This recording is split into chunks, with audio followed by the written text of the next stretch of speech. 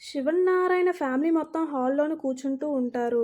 ఇంతలో అక్కడ జ్యోత్స్న కూడా సుమిత్ర పక్కన కూర్చుంటూ ఉంటుంది. సుమిత్ర అయితే జ్యోత్స్నని చూసి చాలా ఆనందపడిపోతూ ఉంటుంది.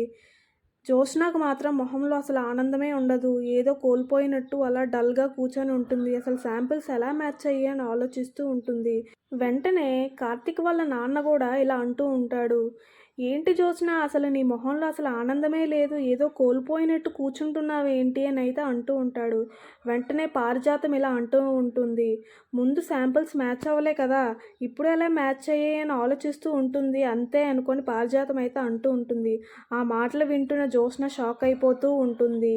వెంటనే మళ్ళీ కార్తీక్ వాళ్ళ నాన్న ఇలా అంటూ ఉంటాడు. "శాంపిల్స్ ముందెందుకు మ్యాచ్ అవ్వలేదో, ఇప్పుడెందుకు మ్యాచ్ అయ్యాయో అని ఆలోచించాల్సిన అవసరం ఏముంది?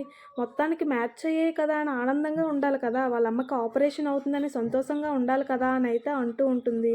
ఆ మాటలు వింటున్న జ్యోత్స్న అయితే అలాగా చూస్తూ ఉండిపోతుంది. అసలు ఏం మాట్లాడాలో కూడా తనకైతే అర్థం కాదు. వెంటనే శివన్నారాయణ గారు కూడా ఇలానే అంటూ ఉంటారు. "నేను కూడా మొదటి నుంచి గమనిస్తూనే ఉన్నాను. జ్యోత్స్న మొహంలో అయితే కొంచెమైనా ఆనందం లేదు. వాళ్ళ అమ్మ శాంపిల్స్ మ్యాచ్ అయ్యాయని" అని అయితే అంటూ ఉంటాడు. ఈ మాటలు వింటున్న జ్యోత్స్న అయితే వెంటనే కవర్ చేస్తూ ఉంటుంది. "అవును, నాకైతే ఆనందంగానే లేదు" అని అయితే అంటుంది. ఆ మాటలు వింటున్న ఇంట్లో వాళ్ళందరూ షాక్ అయిపోతూ ఉంటారు. జ్యోత్స్న ఏంటి ఇలా అంటుంది అని. మా అమ్మ కాయగూరలు కోస్తున్నప్పుడు చిన్న చెయ్యి కట్టయితేనే విలవిల్లాడిపోయింది. చాలా బాధపడింది. అలాంటిది ఇంత పెద్ద ఆపరేషన్ అంటే ఎలా చేసుకుంటుందా? ఎలా నొప్పి తట్టుకుంటుందా అని నేను ఆలోచిస్తున్నాను. నాకైతే ఆ మాత్రం బాధే ఉంది.